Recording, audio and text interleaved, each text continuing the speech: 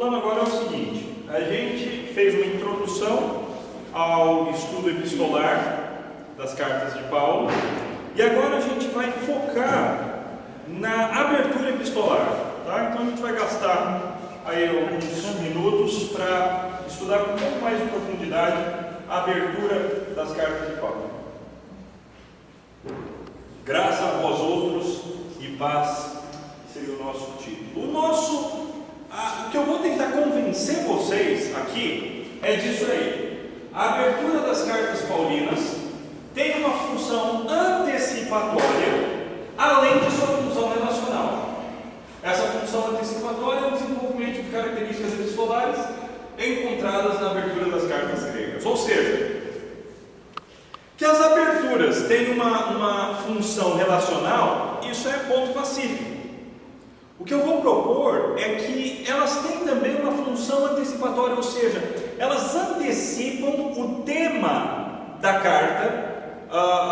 Logo ali naqueles primeiros versículos, Paulo antecipa o tema, o assunto principal das suas cartas. E ele faz isso porque isso era relativamente comum na sua época.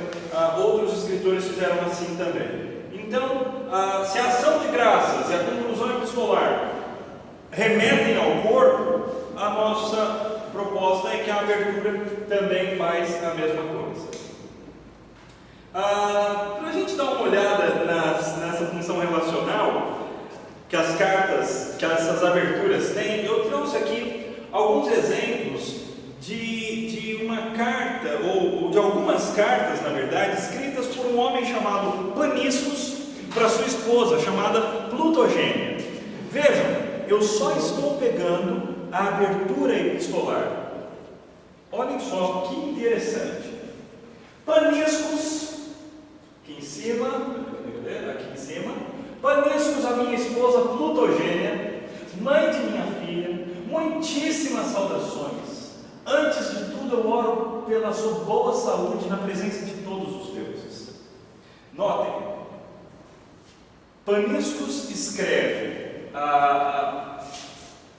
para minha, em primeira pessoa, minha esposa. Ele saúda com uma das maneiras mais intensas de saudação que existia lá no mundo grego, pleista hairen. Está aqui, pleista hairen. E ele ora na presença de todos os deuses pela saúde da esposa. Essa foi a primeira carta de uma série de cartas que ele mandou para a esposa e que foram encontradas num desses lixões que eu falei para você lá do primeiro século e foram encontradas pela arqueologia. O conteúdo dessa carta é o seguinte: Paniscos é um comerciante que foi para longe de casa, os negócios longe de casa estão indo de vento em popa, e agora então ele escreve essa carta pedindo a sua esposa Plutogênia que venha se encontrar com ele. É esse o conteúdo da carta, ok? O problema é que Plutogênia não foi, então ele escreve uma segunda carta. Paniscos, a sua esposa e filha. Percebam que já não é mais minha esposa, mas ele usa a terceira pessoa, mais impessoal. Ele já não cita mais o nome dela, coloca a filha. Antes de tudo eu oro ao Senhor Deus, para que eu possa receber você e minha filha em boa saúde. Ou seja, se antes ele estava orando a todos os deuses pela boa saúde dela, agora ele está orando a Deus, a um Deus só, para que ela venha ter com ele, para que ela se encontre com ele. E nisso ele já está antecipando o conteúdo da carta, que é uma carta que vai falar: olha, Plutogênia, eu gostaria muito que você viesse, eu já pedi para você na carta anterior, tudo mais, eu estou sozinho, eu quero que você venha me encontrar. Plutogênia não foi. E aí então tem uma terceira carta que está toda corrompida e que é impossível de ler. E uma quarta carta, que ela ainda não foi, e a quarta carta é essa daí: Paniscos a Plutogênia, sua esposa, saudações.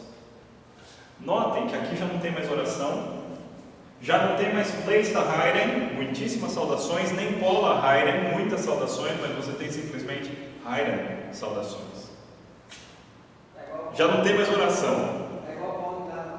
Pois é, exatamente. Ou seja, você nota claramente o estado do relacionamento entre Paniscos e Plutogênia heterogênea olhando só o começo da carta. A gente não está lendo a carta, a gente está lendo só a abertura epistolar. Portanto, a abertura epistolar tem uma função relacional muito clara. Isso a gente vai ver nas cartas paulinas daqui a pouco, como é que essa função epistolar opera. Existem algumas posições, né? Existem alguns estudiosos que acham que só existe essa função na abertura, a função relacional. Outros acham que existe a função antecipatória, mas que essa função antecipatória tem a ver com a retórica. E outros estudiosos acham que existe a função antecipatória, mas que ela tem a ver com a própria estrutura epistolar da época de Paulo, que era relativamente comum na época de Paulo ter uma função relacional. A forma da abertura epistolar é essa daí: fórmula do remetente, fórmula do destinatário e fórmula de saudação. Era assim antes de Paulo e continuou sendo assim. Olha aí mais alguns exemplos. Essa primeira carta: Saturnílulo para Afrodo, sua mãe, muitíssimas saudações.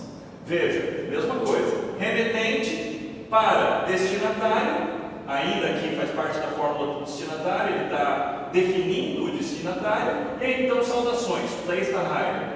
Aqui nós temos remetente, Ptolomaios, destinatário ao seu mais querido amigo Ardeques, e aí então a saudação Lira. E aqui nós temos Aurelius Claudius Vicarium, chamado Sarapamon, supervisor das cartas da prefeitura e afins. Tudo isso é fórmula do remetente, ou seja, é uma carta oficial, e por ser uma carta oficial ele precisa definir bastante a si mesmo. Quando é uma carta mais familiar, você não precisa de muitas definições. Você encontra isso nas cartas de Paulo claramente. As cartas onde ele precisa se definir mais e as cartas onde ele não precisa se definir. As cartas que ele precisa dar o que a gente chama de carteirada, né? Paulo apóstolo. E as cartas que ele não precisa disso: Paulo irmão, Paulo servo, Paulo escravo. Tá? Então você nota essas distinções. Então você tem fórmula do remetente, aí fórmula do destinatário: Aurélio Hierax, chamado Sarapion, escriba real da vila Hermopolita, seu mais caro colega. Tudo isso é fórmula do destinatário. E aí então finalmente aqui você tem a fórmula de saudação. São assim as cartas gregas, e é assim também que Paulo escreve. A questão é que nas cartas gregas, não em todas, mas em muitas, você consegue notar também, além dessa função relacional, essa função de antecipar o conteúdo da carta.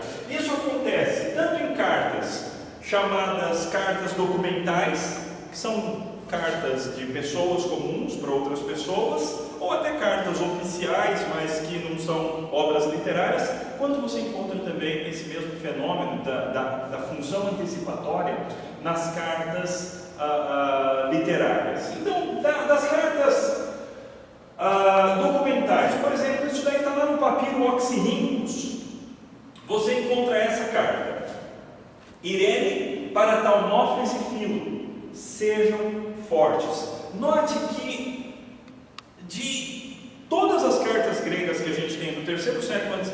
até o terceiro século depois, quase 100% delas, aí 98% delas, eu creio que não é exagero, usam a saudação Reira. Algumas cartas, entretanto, fogem disso. E a questão é por quê? Essa carta usa essa palavrinha aqui para fazer a saudação, a palavrinha eupsiquem, que significa sejam fortes, tá? Ou tenham bom ânimo, tenham boa psique, eupsique, tenham bom ânimo, sejam fortes. E aí quando você vai para o conteúdo dessa carta, você nota que o objetivo desse escritor, ou da escritora, né, Irene que está escrevendo, o objetivo de Irene foi antecipar o conteúdo da carta, que é uma carta de consolação. Vejam só: eu lamentei e chorei por este que partiu, como chorei por Dídimas, e tudo que era próprio eu tenho feito junto com toda a minha casa, Epafrodito, Termútion, Filion, Apolônio e plantas. Mas a despeito disso, ninguém é capaz de fazer nada contra essas coisas. Portanto, confortem um ao outro, que vocês passem bem. Ou seja, é uma carta para consolar alguém que está de luto porque perdeu uma pessoa querida, e ela começa essa carta com uma expressão já de consolo. O que Irene fez então? Ela antecipou o conteúdo da carta na abertura epistolar, ok? Isso acontece em mais duas cartas, curiosamente, mais duas cartas também desse mesmo objetivo, pessoas que escreveram para consolar outras pessoas e que começam a carta com alguma expressão de ânimo, né, ou de conforto. Essa carta aqui, nesse papiro PSI 121248, começa com Eutime, ou Eutimene, esteja bem de coração, esteja bem disposto, ou esteja com bom espírito. E essa outra começa com Euprace, que significa esteja bem ou passe bem. Portanto, são poucos exemplos, até porque não existem tantas cartas gregas assim à disposição, cartas do primeiro século, mas existe esse fato de pessoas que usam a abertura para antecipar o conteúdo da carta. Se você for para as cartas literárias, você vai achar duas pessoas que fizeram isso de maneira mais desenvolvida. Um deles, Platão. O outro deles, Epicuro. Ok? Então você acha esses dois que fazem isso.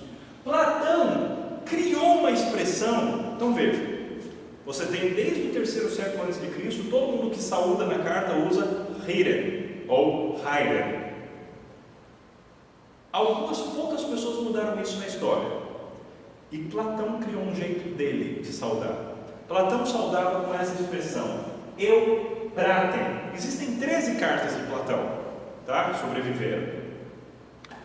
Existe uma discussão enorme, qual que é original, qual que não é. É uma grande discussão. Mas essas cartas começam todas com isso, eu pratem, que significa haja bem, como também passe bem. É uma expressão ambígua. Tanto ela pode ser interpretada como faça o bem, como ela pode ser interpretada como passe bem. E provavelmente o que Platão tinha em vista eram as duas coisas. Ele tinha ambiguidade em vista. Por quê? Porque se você for para a filosofia de Platão, e aqui já não é minha área, eu tenho que falar baixinho, o que a gente tem certeza a gente grita, né? O que a gente não sabe a gente fala baixinho. Tem pastor que é diferente. Quando o argumento é fraco, grita. Isso é brincadeira lá do seminário JTBC. Então, o que Platão tem em vista? Ele tem em vista a ambiguidade, porque dentro da filosofia de Platão tem um princípio chamado princípio da eudaimônia, que é exatamente um princípio de vida e da filosofia platônica, que diz que se você fizer o bem, você vai viver bem. Então, olhem só, o que Platão conseguiu fazer? Ele conseguiu criar uma expressão de saudação que resumisse a sua filosofia, ou um dos princípios mais fundamentais da sua filosofia, que nesse caso é o princípio da eudaimonia. Epicuro leu as cartas de Platão. E no começo, nas primeiras cartas, ele saudava também com eu pratem. Viva bem e faça o bem. Mas depois Epicuro criou a sua própria saudação também. E a saudação que ele criou foi essa daqui. Spudaios ou spudaios zen. Spudaios zen, que significa tenha prazer. Numa tradução bem livre, significaria aproveite a vida, tenha prazer. E aí você lembra quem é Epicuro?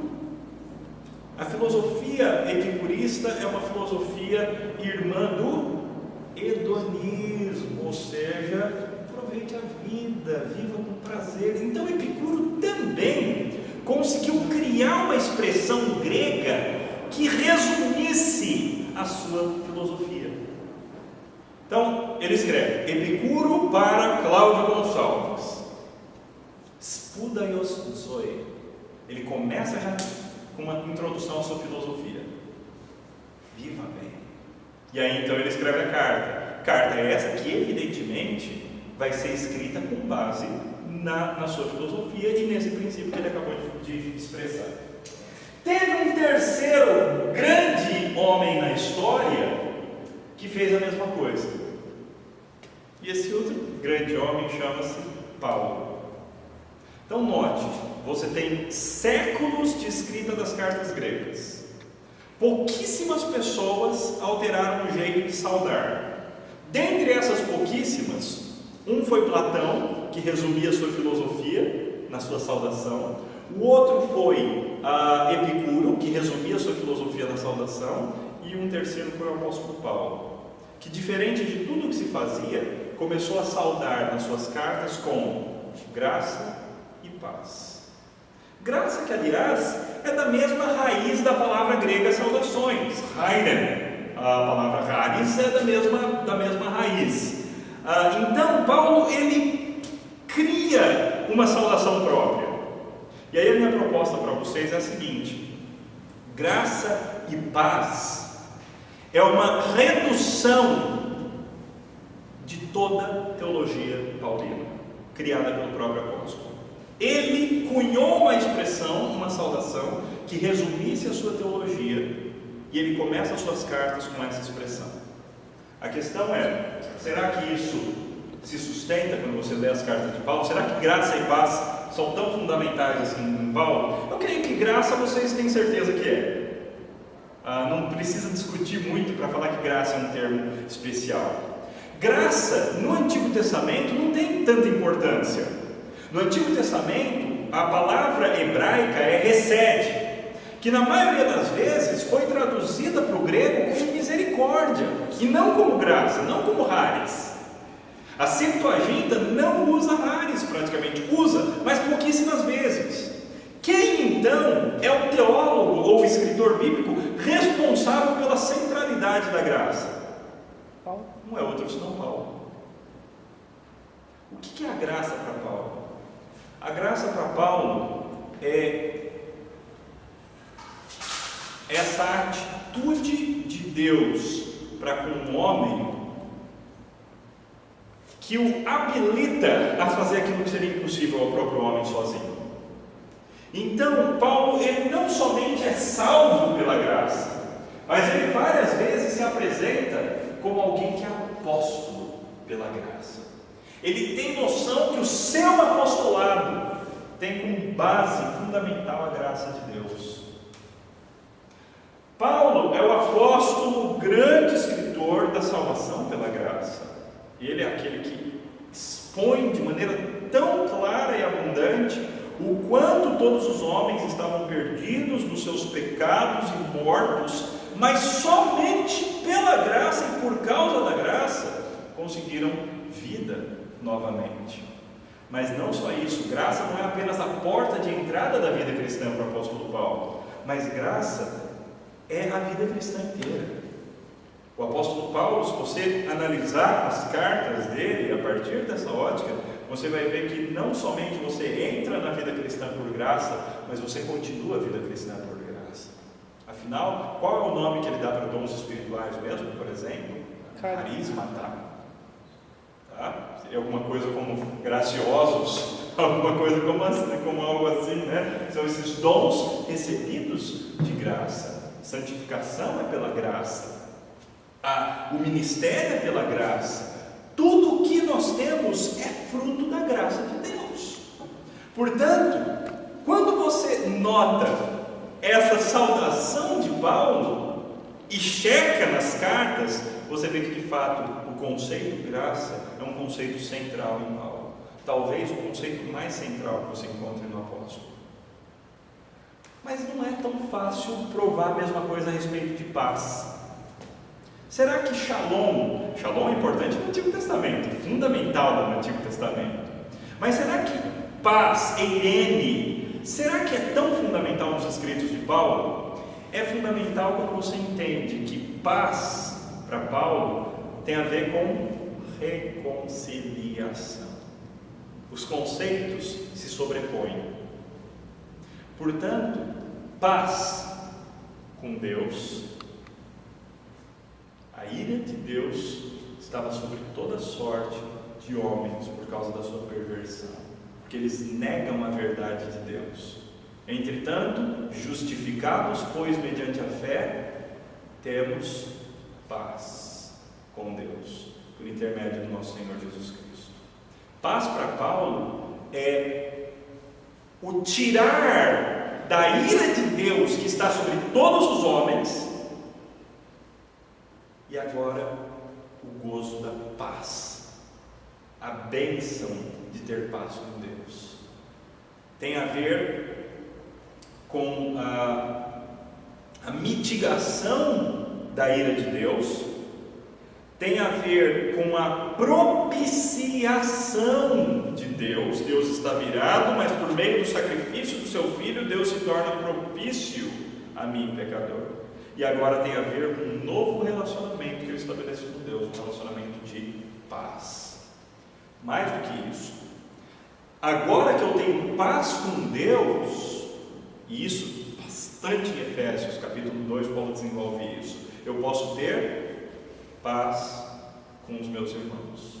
O muro da separação que estava no meio caiu, e agora judeus e gentios, pretos e brancos, homens e mulheres, qualquer grupo que antes porventura estivesse separado, agora pode gozar de verdadeira união no corpo de Cristo, porque essa paz vertical, essa paz com Deus, me habilita agora a viver em paz com os meus irmãos.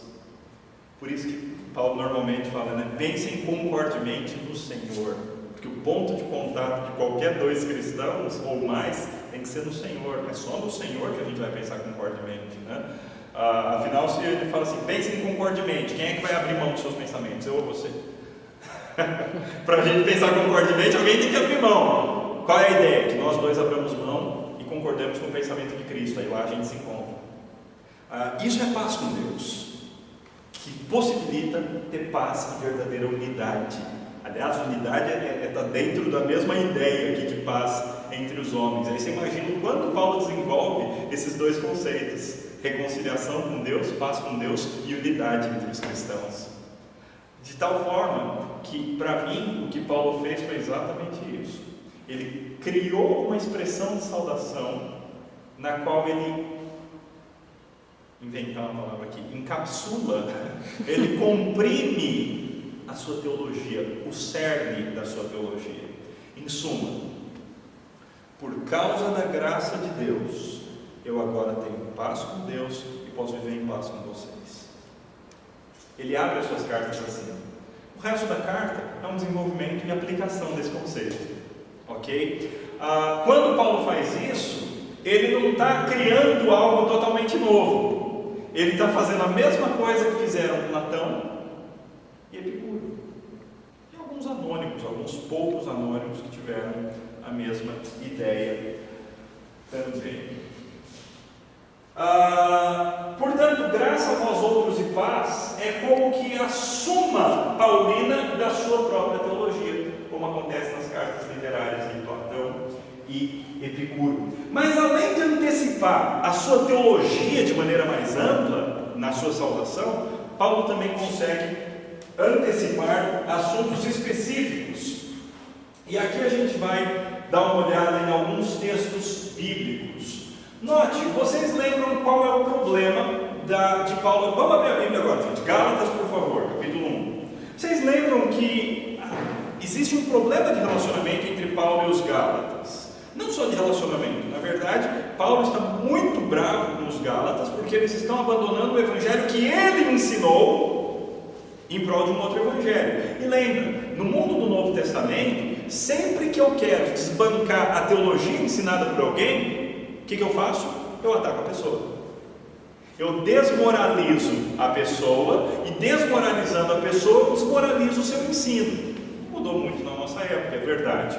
Mas no Novo Testamento esse é um grande medo, okay? Que o digam os pastores novos que chegam numa igreja ou o antigo que sai, né? Lamentavelmente às vezes isso acontece. Então, o que acontece? Normalmente, quando uma igreja está passando por muitos problemas, pode ver que Paulo faz uma apologia do seu ministério.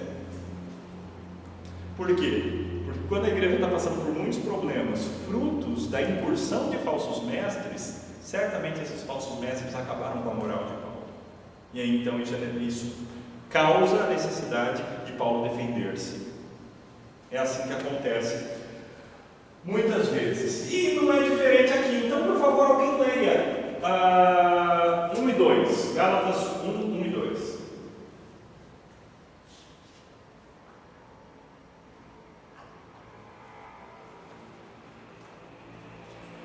Alguém lê, por favor, algo? Paulo, apóstolo não da parte de homens, nem por intermédio de homem algum, mas por Jesus Cristo e por Deus Pai, que ressuscitou dentre os mortos. Todos os irmãos, meus companheiros, as igrejas da Olha só, eu chego para vocês e eu falo assim: muito prazer, meu nome é João Paulo, pastor, não da parte de homens, nem por causa de homem algum, mas por causa de Deus e de Jesus Cristo, e o Deus que ressuscitou Jesus Cristo dentre os mortos, e todos os irmãos estão junto comigo no que eu estou falando para vocês. O que vocês vão achar? Opa, tem alguma coisa acontecendo aí. Por que ele precisou de tudo isso? Por que ele está se defendendo tanto? Ninguém acusou. Por que ele já saiu se defendendo tanto? Porque na verdade tinha gente acusando. Então, essa é uma das apresentações mais duras de Paulo. Ele se apresenta como apóstolo e ele explica: olha, mas eu não sou apóstolo da parte de homens, eu sou apóstolo chamado por Jesus Cristo. E veja, desbancar Paulo como apóstolo, você tem bons argumentos. Ele não passou 3 anos no ministério terreno de Jesus, ele não viu o Senhor Jesus Cristo ressuscitado junto com os demais. Ele viu, mas ele estava lá sozinho. Quem garante? Ele era perseguidor da igreja. Olha só, ele não era um dos 12. Você tem vários argumentos que eram usados para desbancar o ministério do apóstolo. Por isso que ele, várias cartas, ele fica lá se defendendo e mostrando as credenciais apostolares dele, porque ele estava sendo acusado de não ser apóstolo. Aí ele já se defende: Paulo apóstolo, mas eu não sou apóstolo por parte de homens, e nem por vontade de homens, mas por Jesus Cristo e Deus que ressuscitou Jesus dentre os mortos. É assim que eu sou apóstolo. Ou seja, isso aponta para o fato de que está havendo um problema. Realmente, as pessoas da Galácia, os cristãos das igrejas da Galácia, estão questionando o ministério apostólico de Paulo. Mas qual é o principal problema lá na Galácia? O principal problema é a suficiência do Evangelho de Cristo, é a suficiência de Cristo. Olhem o que Paulo faz lá no verso 3. Alguém lê para mim, por favor. Normalmente, como é que é a fórmula de saudação? Graça e paz da parte de Deus, nosso Pai, e do Senhor Jesus Cristo. Normalmente é isso. E nessa carta? O 3 ele vai falar isso, no 4 ele acrescenta. Acrescenta então para mim, por favor. O qual se entregou a si mesmo pelos nossos pecados, para nos desarraigar deste mundo perverso, segundo a vontade de nosso Deus Pai. Olha só, ele nunca faz isso nas aberturas. Nessa abertura ele faz. Graça e paz da parte de Deus, nosso Pai, e do Senhor Jesus Cristo, o qual se entregou, Evangelho, pelos nossos pecados, para nos desarraigar deste mundo. Ele já na abertura antecipa o assunto principal da carta, qual seja o Evangelho. Não é só em Gálatas que isso acontece. Filemão é curioso, porque quando eu estava estudando isso, eu esperava encontrar Paulo escravo. Seria perfeito, não é? Mas aí eu fui ler e encontrei Paulo prisioneiro de Cristo Jesus. Poxa, Paulo, você me decepcionou. E aí eu fui na carta. Curiosamente, a palavra desmios, prisioneiro, desmios, aparece nos versos 9, 10, 13 e 23. Paulo utiliza o argumento da prisão várias vezes para convencer Filemão. O fato de que ele está preso, o fato de que Onésimo já está pagando pelos seus erros porque também está preso. Ou seja, Paulo também antecipou o conteúdo. Olha só, a gente nem dá importância para esses versículos, né? Parece que são todos iguais. Não são. Cada um tem tudo a ver com aquela carta. Quando você compara eles, é que você repara. Então aqui Paulo, prisioneiro de Cristo Jesus, e Timóteo, o irmão, para Filemão, o amado e co-trabalhador nosso, e Áfia, a irmã, e Arquipo, o co-soldado nosso, e toda a igreja que se reúne Isso é interessante também, né? Aquilo que eu já falei agora há pouco. Ele manda a carta não só para Filemon, mas para todo mundo lá, para que Filemon então fique nessa situação de ter que decidir o que fazer na frente de todo mundo, né? Filipenses é muito interessante. Normalmente, Paulo se apresenta assim, ó, Paulo apóstolo e o irmão tal. Normalmente é assim. Na carta aos Filipenses, é a única carta que Paulo se apresenta assim, Paulo e Timóteo, no mesmo nível. Que nível? Escravos de Cristo Jesus. Qual era o grande problema da igreja filipense?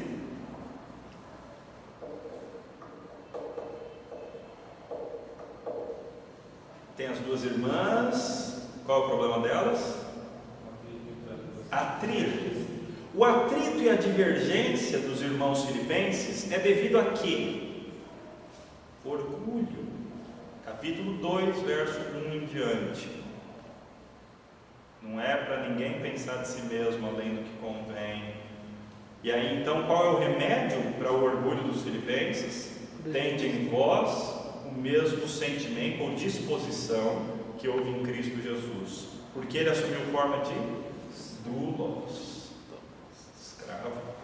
Ou seja, quando Paulo se apresenta em Filipenses como Paulo e Timóteo escravos, colocando no mesmo nível de Timóteo, ele está dando exemplo. É isso que os filipenses devem fazer. Devem olhar para si mesmos como escravos. Porque só quando a gente se humilha diante do Senhor é que a gente consegue viver verdadeira unidade. Num lugar onde todo mundo se acha, cada um se acha o melhor, nesse lugar não vai haver unidade nunca. E era esse o problema. O grande problema dos filipenses é a falta de unidade baseada no orgulho. E Paulo então, logo de cara, antecipa o assunto da carta, apresentando-se como escravo de Cristo Jesus. Ele envia todos os santos em Cristo Jesus, e a única carta que ele acrescenta aos bispos e diáconos. Não sei porquê. Ainda não consegui encontrar porque só nessa carta ele dirige, ele destaca aos santos e presbíteros e diáconos entre eles. Por quê? Tem alguma coisa aí, mas ainda não existem elementos, ou eu ainda não consegui elementos para explicar isso. Será que entre os bispos e diáconos, entre os presbíteros e diáconos, estava havendo um problema de relacionamento especial? É possível, mas não dá para a gente falar porque a carta não explicita mais nada. Primeiro aos Coríntios. É fácil provar para vocês que a igreja Coríntia, não corintiana, Coríntia, é a igreja menos santa do Novo Testamento. Fácil, tá? Eles são divididos em tudo. Eles são divididos por causa de mestres, eles são divididos na hora da ceia, eles são divididos porque tem gente na igreja que acha que pode ir em casa de prostituição e tem gente que acha que nem no casamento pode ter relações. Eles são divididos na hora da carne sacrificada a ídolos, alguns acham que pode comer, outros acham que não pode. Eles são divididos por causa de dons espirituais. Eles são uma parcela da igreja imoral, outra parcela tende ao ascetismo exagerado. É uma igreja toda problemática. Se tem uma igreja que você deveria chamar de não santa do Novo Testamento, essa igreja é a igreja dos Coríntios. Como é que Paulo os define na sua abertura? Paulo, chamado apóstolo de Cristo Jesus pela vontade de Deus, e Sóstenes, o irmão.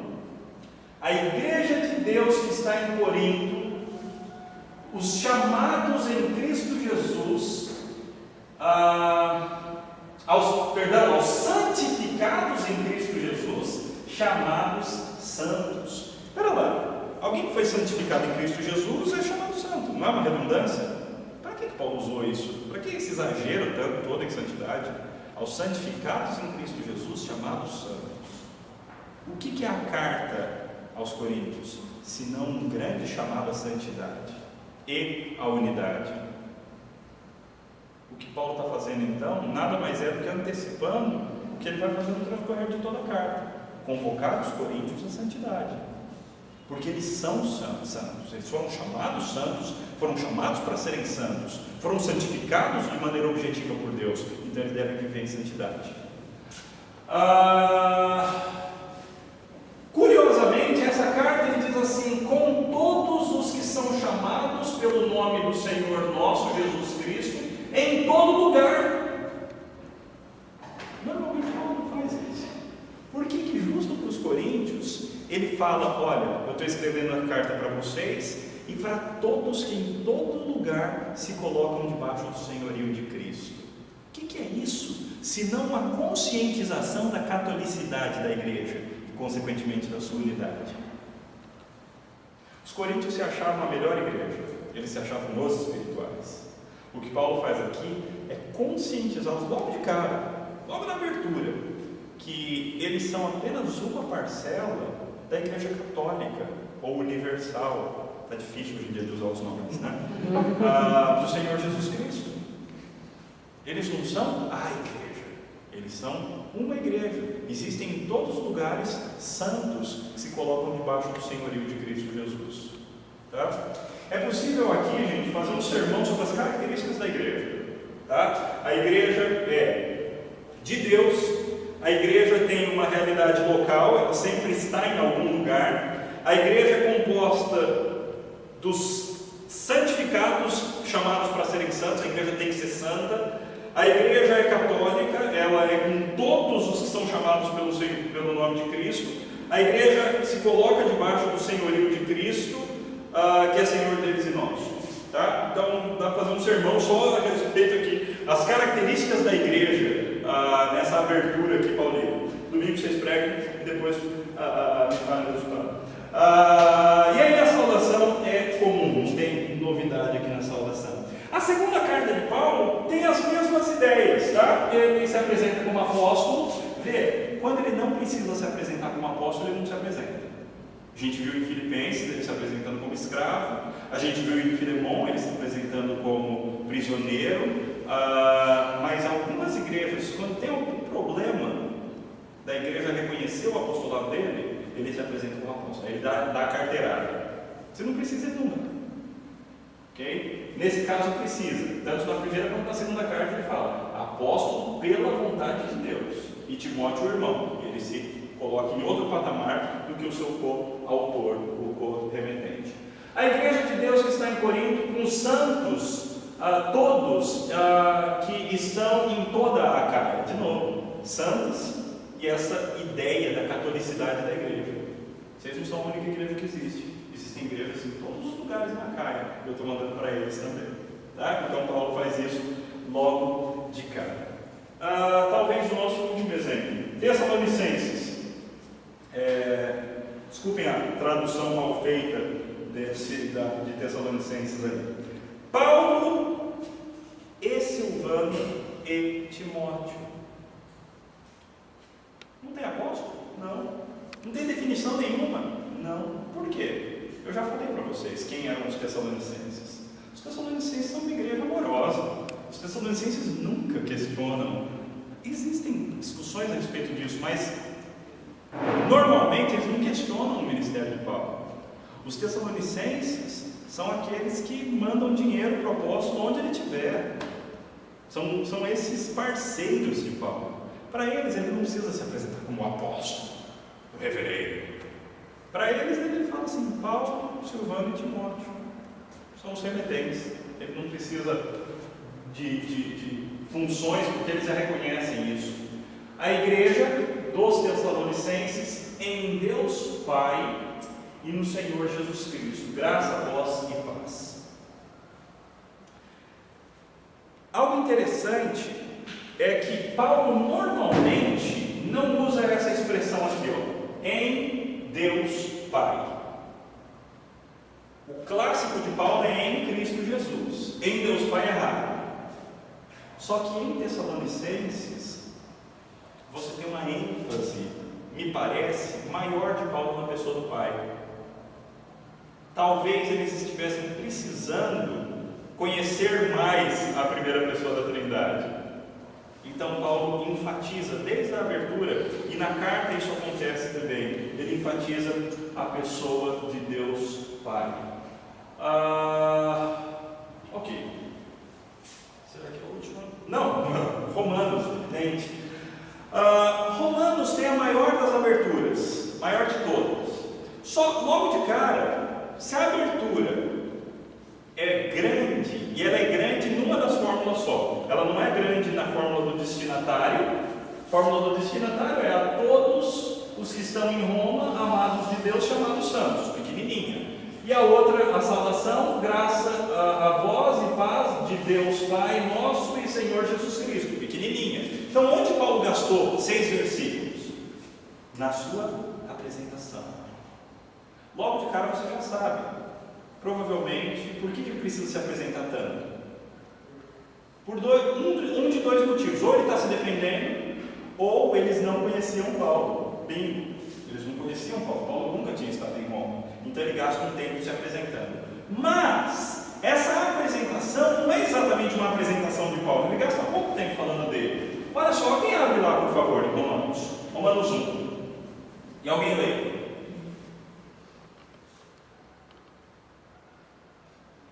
Antes disso, qual é o tema de Romanos? Justificação pela fé, né? Ok. O Evangelho. Alguém me dá outra palavra? Obrigado. O Evangelho. O Evangelho que resulta em justificação pela fé. O Evangelho é a palavra que abrange a justiça de Deus, a justificação, o que era ira agora não é mais ira, mas agora virou reconciliação. É o Evangelho que abrange todas essas coisas, todas essas doutrinas. É a boa nova. A boa nova é composta de todas essas doutrinas. Não me envergonhe do Evangelho. É o poder de Deus para a salvação de todo aquele que crê, pois como está escrito, o justo viverá por fé. Então, o assunto de Paulo em Romanos é o Evangelho. Evangelho que começa com todos os homens são pecadores. A boa notícia começa com uma má notícia necessariamente, mas eles podem ser justificados gratuitamente pela fé. E sendo assim, seguindo o exemplo de Abraão, inclusive, seguindo o segundo Adão e não o primeiro Adão, eles vão ter paz com Deus, vão ter plenitude do Espírito, vão viver em santidade, vão poder crer vão poder ter verdadeiras esperanças para o futuro. Ok? Então isso é o Evangelho para Paulo. Ele fala disso na carta inteira. Como é que ele começa a carta? Alguém lê, por favor. Capítulo 1, verso 1 em diante. Paulo, servo de Jesus Cristo, chamado para ser apóstolo, separado para viver no mundo. Ele se define então como Paulo. Primeiro, servo de Jesus Cristo. Segundo, chamado para ser apóstolo. Terceiro, separado para o Evangelho de Deus. A partir de agora, ele para de falar dele e passa a falar do Evangelho de Deus. Pode ler, por favor. O qual foi por Deus outrora prometido por intermédio dos seus profetas nas Sagradas Escrituras. Esse Evangelho foi prometido no passado, pode continuar. Com respeito ao seu filho, o qual segundo a carne veio da descendência de Davi. Esse Evangelho é a respeito do filho, que é filho de Davi. E foi designado Filho de Deus com poder, segundo o Espírito de santidade, pela ressurreição dos mortos, a saber, Jesus Cristo nosso Senhor. Esse Evangelho tem como conteúdo a pessoa do Filho, que é Filho de Deus e que ressuscitou dentre os mortos. Ressurreição é fundamental no Evangelho, só de Atos deixa isso claro. Por intermédio de quem viemos a receber graça e apostolado por amor do seu nome.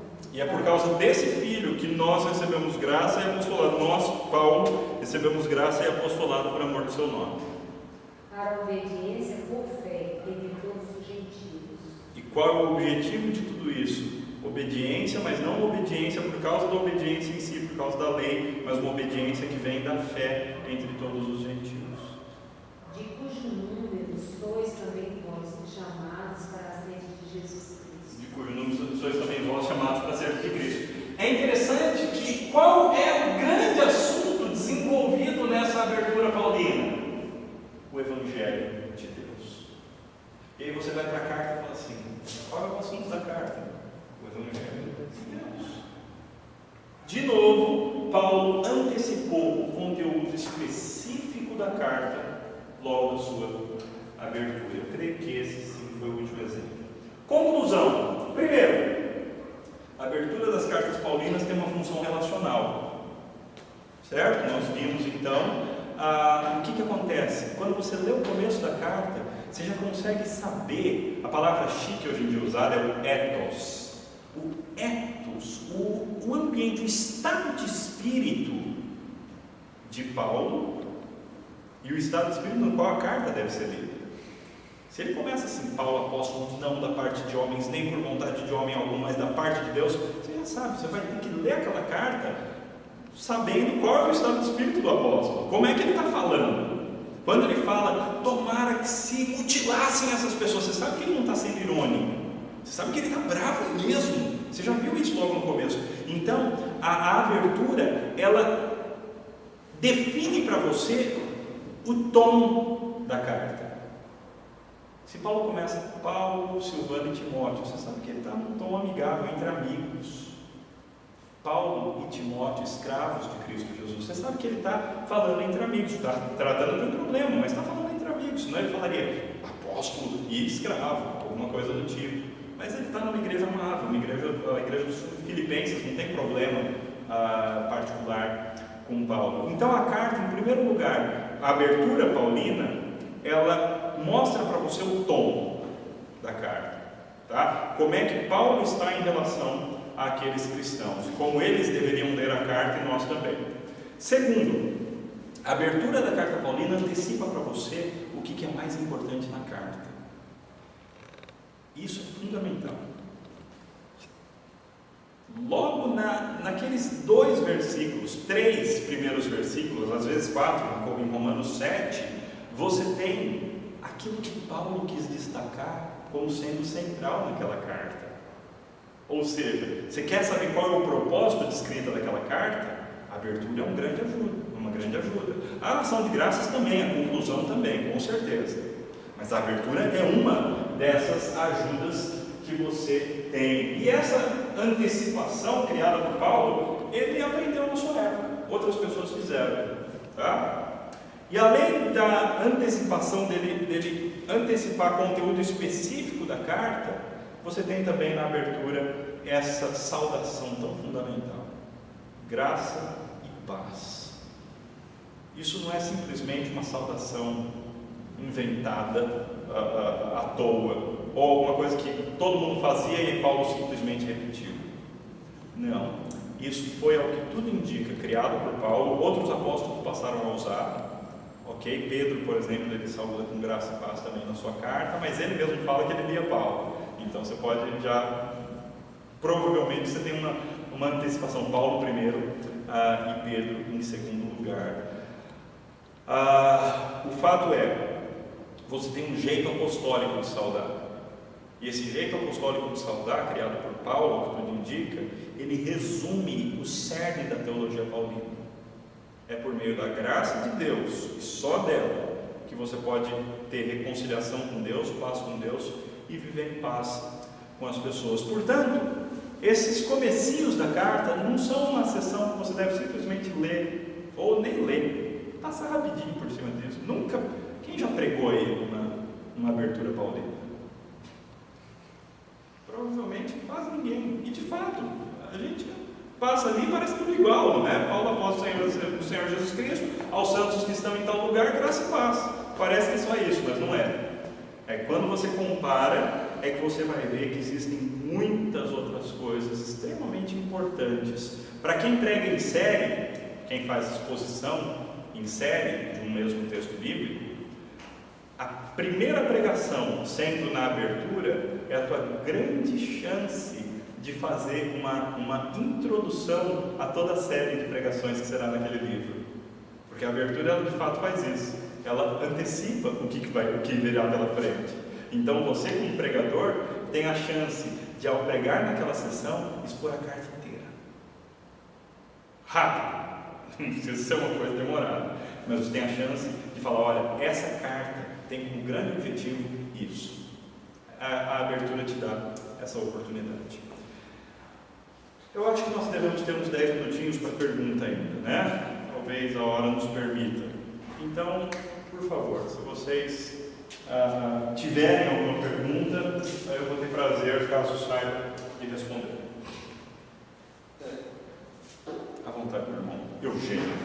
Eu nunca mais vou esquecer teu nome depois daquele que ele falou. No caso da saudação, no caso, para mim, acho que, não sei se concordaria, o termo mais apropriado dentro desse contexto dessas duas palavras que Paulo usa, graça e paz, não seria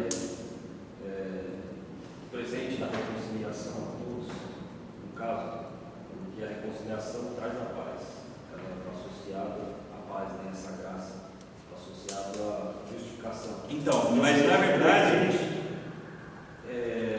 um presente de reconciliação a todos. os judeus, quando escreviam uma carta e quando eles se encontravam na rua, eles diziam Shalom. Ainda hoje alguns dizem paz. O que Paulo faz, e para o judeu Shalom é um tema assim, é um conceito extremamente rico, que tem a ver com a restauração de todas as coisas, a primeira forma que elas tiveram na criação. O que Paulo faz é manter a palavra judaica de saudação, paz, ou Shalom, ou Eirene, mas o que ele faz? Ele reconceitua. Essa paz é reconciliação. Que é um presente. Sim, por causa da graça. Já está necessariamente como presente, porque ele coloca a graça em primeiro lugar. Lembra? É graça e paz. Só porque existe graça é que agora existe paz. Se não existisse graça, nunca teria paz. Por isso que é essa ordem. É graça e paz. Eu encontrei um pastor da Comunidade da Graça algum tempo atrás, e ele falou que na igreja dele as pessoas saúdam com graça e paz.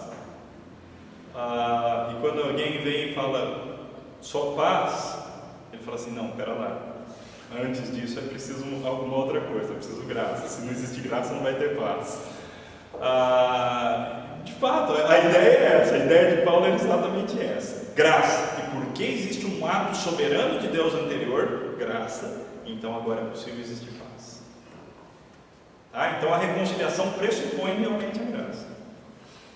Mais alguma pergunta? Queridos, foi um privilégio para mim. Obrigado pela atenção de vocês nessa pequena maratona aí pelas cartas de Paulo, e queira Deus que a gente tenha outras oportunidades. Obrigado mesmo, foi um grande privilégio. Breno Kim, obrigado pelo convite. Cláudio, obrigado por lembrar da gente. Que Deus abençoe o seminário. Obrigado.